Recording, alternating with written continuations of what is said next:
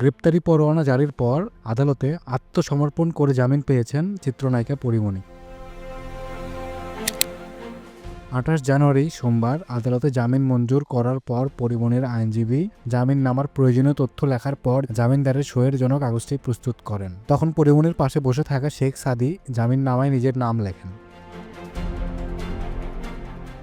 এ বিষয়ে পরীমণির আইনজীবী নীলাঞ্জনা রিফাত সংবাদ মাধ্যম প্রথম আলোকে বলেন, আদালতের জামিন আদেশের পর পরীমণির জামিননামা লেখা হয়। আমি জামিনদার হয়েছি।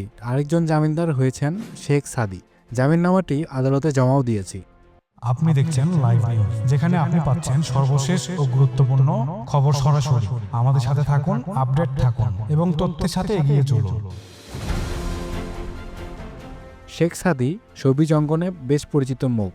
তিনি একজন সঙ্গীত শিল্পী। পরীমণি তার সামাজিক যোগাযোগ মাধ্যম ফেসবুক পেজে সাদীকে নিয়ে এর আগে একটি ভিডিও শেয়ার করেছিলেন। ভিডিও ক্যাপশনে পরীমণি লিখেছিলেন, আমি একরকম তার কনসেন্ট ছাড়াই এটা ক্যাপিটুলেট করেছিলাম যখন সে তার আপকামিং মিউজিক অ্যালবামের শেষ গানটা লিখছিল। আমি অবাক হয়ে দেখছিলাম এত মানুষের মধ্যে এত রেগুলার ওয়েতে কি করে একটা মানুষ এরকম একটা কিছুতে মনোনিবেশ করতে পারলো। এত সামনে থেকেও আমার নিজেরই বিশ্বাস হচ্ছিল না গানটা সে কাটছাট করে জাস্ট 15 মিনিটের মধ্যে লেখা শেষ করলো। আমি তখন আবারও বুঝলাম মানুষ তার নিজস্ব পছন্দে শ্রেষ্ঠ। তুমি তোমার মতন করে বড়, অনেক বড়, বহু বড় হওয়ার আরো অনেক বাকি। পৃথিবীকে জানতে দিও তুমি এই পৃথিবীর আলো। ফেসবুকে ভিডিও প্রকাশের পর এবার আদালতে একসঙ্গে দেখা গেলে এ নিয়ে শুরু হয় চর্চা। যদি এখনো সাবস্ক্রাইব না করে থাকেন তবে দয়া করে সাবস্ক্রাইব বাটন ক্লিক করে আমাদের চ্যানেলটি সাবস্ক্রাইব করুন আর নোটিফিকেশন বেলটি অন করে রাখুন, যাতে আপনি আমাদের প্রতিটি লাইভ আপডেট সহজেই পেতে পারেন। জামিনদার হওয়ার প্রসঙ্গে শেখ সাদী বলেন, পরীমণি আমার সহকর্মী। তার গ্রেপ্তারি পরোয়ানা জারির খবর শুনে বেশ দুশ্চিন্তায় পড়ে যায়। তখন পরীমণির সঙ্গে কথা হয়। তিনি আমাকে জানিয়েছিলেন আদালতে আত্মসমর্পণ করবেন। জামিন হওয়ার পর তার আইনজীবী একজন জামিনদার হন, আমিও আরেকজন জামিনদার হয়েছি।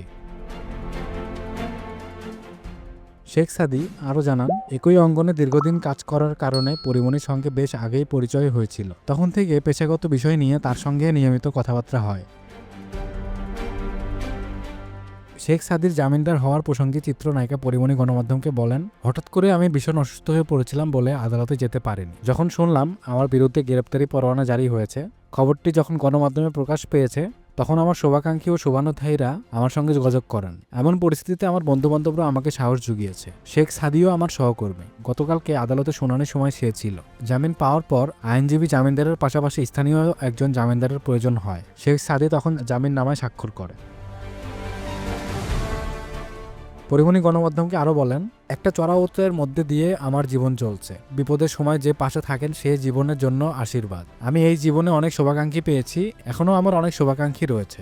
আমার সুখ দুঃখের গল্পগুলো তাদের সঙ্গে শেয়ার করি, এতে আমি মানসিকভাবে ভালো থাকি। শেখ সাদী বলেন, আমিও ইন্ডাস্ট্রিতে কাজ করছি অনেকদিন হলো। পরীমণির অনেক ইতিবাচক গুণ রয়েছে। বিপদে আপদে মানুষের পাশে থাকেন, আমি তার মঙ্গল কামনা করি সবসময়। আমাদের সাথে থাকার জন্য আপনাকে অগণিত ধন্যবাদ। আপনারা যে ভালোবাসা এবং সমর্থন দিয়ে আমাদের এগিয়ে নিয়ে যাচ্ছেন তার জন্য আমরা চিরকাল কৃতজ্ঞ। লাইভ নিউজে এক্সক্লুসিভ নিউজ পেতে চোখ রাখুন।